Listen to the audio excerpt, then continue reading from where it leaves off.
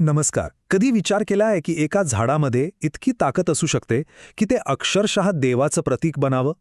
आज आपण अशाच एका पवित्र बोधिवृक्षाची कहाणी ऐकणार आहोत, जी श्रद्धा, चमत्कार आणि जन्मांतरीच्या नात्यांनी विणलेली आहे. चला तर मग या अद्भुत प्रवासाला सुरुवात करूया. तर या कथेची सुरुवात होते एका अगदी साध्या पण खूप खोलवर विचार करायला लावणाऱ्या प्रश्नाने. गोष्ट अशी आहे की बुद्ध जेव्हा प्रवासाला गेले होते तेव्हा श्रावस्तीतल्या लोकांना त्यांची खूप आठवण यायची. त्यांच्या मनात श्रद्धा तर होती, पण ती व्यक्त कुठे करायची?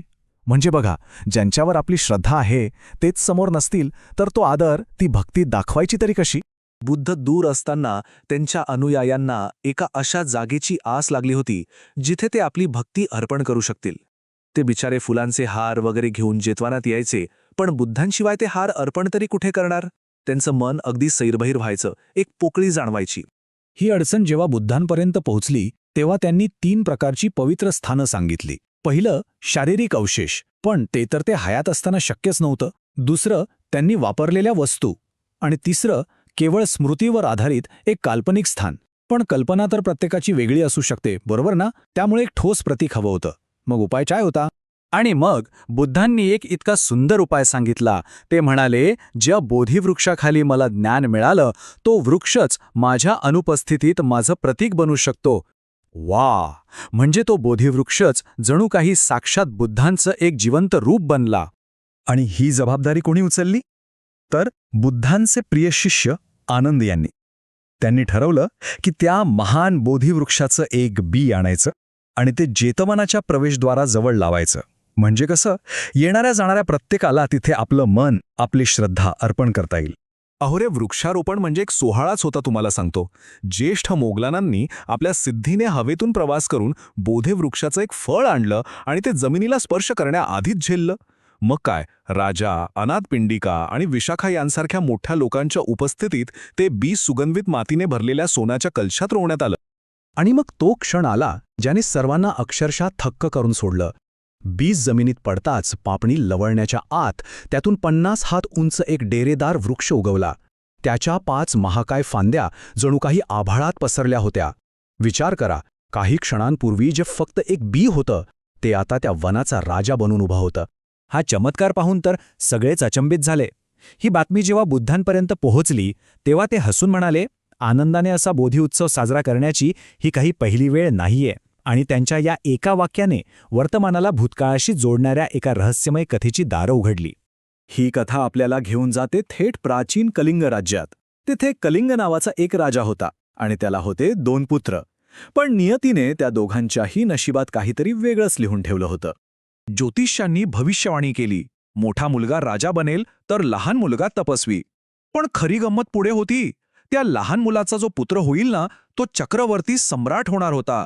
ही भविष्यवाणी ऐकून लहान राजकुमाराला सत्तेचा मोह झाला आणि त्याच्या मनात अहंकार जागा झाला. हे धोक्याचं चिन्ह ओळखून मोठ्या भावाने त्याला अटक करण्याचा हुकूम दिला.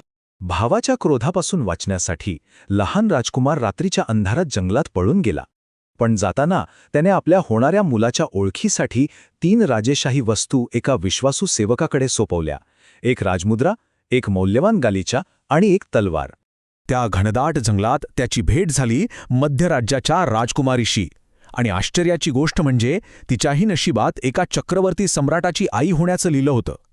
त्या दोघांचं लग्न झालं आणि त्यांना एक पुत्र झाला, ज्याच्या जन्माने ती भविष्यवाणी सत्याच्या आणखी जवळ आली. बघा, नियती कशी आपले खेळ खेळते. तो मुलगा मोठा झाल्यावर वडिलांनी त्याला त्या 3 राजेशाही वस्तू देऊन दंतपूरला पाठवलं. तिथल्या विश्वासू सेवकाने त्याला लगेच ओळखलं आणि राजसभेत सगळ्यांनी एकमताने त्याला आपला राजा मानलं. आणि अशा प्रकारे जंगलात जन्मलेला तो राजकुमार भविष्यवाणीनुसार संपूर्ण पृथ्वीचा चक्रवर्ती सम्राट बनला. एके दिवशी आपल्या आई-वडिलांना भेटण्यासाठी तो चक्रवर्ती सम्राट एका शुभ्र पांढऱ्या हत्तीवर बसून निघाला. त्याचा ताफा इतका मोठा होता की तो 36 योजनांपर्यंत पसरला होता. हजारो सैनिक आणि सेवक यांच्यासोबत तो आकाशातून ढगांच्याही वरून मोठ्या दिमाखात प्रवास करत होता. पण अचानक एक विचित्र गोष्ट घडली. तो महाकाय शक्तिशाली हत्ती आकाशाच्या मधोमध स्तब्ध उभा राहिला. राजाने त्याला अंकुशाने टोचलं, आज्ञा दिली, पण तो हत्ती जागचा हलेना. जणू काही एका न दिसणाऱ्या भिंतीने त्याचा रस्ता अडवला होता. जरा विचार करा, ज्या चक्रवर्ती सम्राटाच्या एका इशाऱ्यावर अख्खं जग चालायचं, त्याच्या हत्तीला आकाशात थांबवणारी अशी कोणती शक्ती असू शकते? समोर तर काहीच नव्हतं, मग त्याला अडवतंय तरी काय? हे गूढच होतं. तेव्हा राजाचा ज्ञानी पुरोहित कलिंग भारद्वाज खाली उतरला आणि त्याने जे पाहिलं त्याने त्याचं डोकं आदराने झुकलं. ते पृथ्वीच्या त्या सर्वात पवित्र स्थळी पोहोचले होते, बोधिवृक्षाच्या जागेवर. ही तीच जागा होती जिथे युगायुगांपासून सर्व बुद्धांना ज्ञानप्राप्ती झाली होती. त्या जागेचं पावित्र्य कळल्यावरही सत्तेच्या अहंकाराने राजा अंधळा झाला होता. त्याने आपल्या स्वामीनिष्ठ हत्तीला अंकुशाने इतकं टोचलं की तो पुढे जाण्यास भाग पडावा. पण त्या जागेची मर्यादा ओलांडणं देवांनाही शक्य नव्हतं.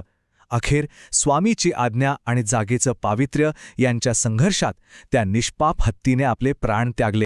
पण त्याच क्षणी तिथे एक अजून मोठा चमत्कार घडला. राजाच्या पूर्वपुण्याईने आणि त्या जागेच्या अलौकिक शक्तीने एका क्षणात तसाच एक दुसरा दिव्य पांढरा हत्ती प्रकट झाला आणि त्याने राजासमोर मान झुकवली, जणू सेवेसाठी तयारच होता. ही अद्भुत कथा सांगून झाल्यावर बुद्धांनी आपल्या भिक्षूंकडे पाहिलं आणि ते वर्तमानात परत आले. आता वेळ होती त्या प्राचीन कथेचे धागेदोरे आज चेतवनात घडलेल्या घटनेशी जोडण्याची. आणि मग बुद्धांनी ते रहस्य उलगडलं, ज्याने सर्वांनाच आश्चर्यचकित केलं. ते म्हणाले, त्या जन्मीचा चक्रवर्ती सम्राट दुसरा तिसरा कोणी नसून तो आजचा आपला आनंद होता. आणि तो ज्ञानी पुरोहित, तो मी स्वतः होतो. यावरून हेच सिद्ध होतं की आनंदाने आज जेतवनात लावलेला बोधिवृक्ष हा केवळ एक योगायोग नव्हता. त्या वृक्षाबद्दलचा आदर आणि श्रद्धा त्याच्या मनात अनेक जन्मांपासून होती. ते नातं ते खूप खोल होतं. ही कथा आपल्याला एका मोठ्या प्रश्नासमोर आणून उभं करते. जर एका जागेची आठवण अनेक जन्म टिकू शकते, तर आपल्या आयुष्यातील नाती, श्रद्धा आणि भावना यांचे धागे किती जन्मांपासून विणले गेले असतील, नाही का? आपल्या आजूबाजूला अशा कितीतरी पवित्र जागा आणि नाती असतील ज्यांचं महत्त्व आपण अजून ओळखलेलंच नाहीये. विचार करण्यासारखी गोष्ट आहे.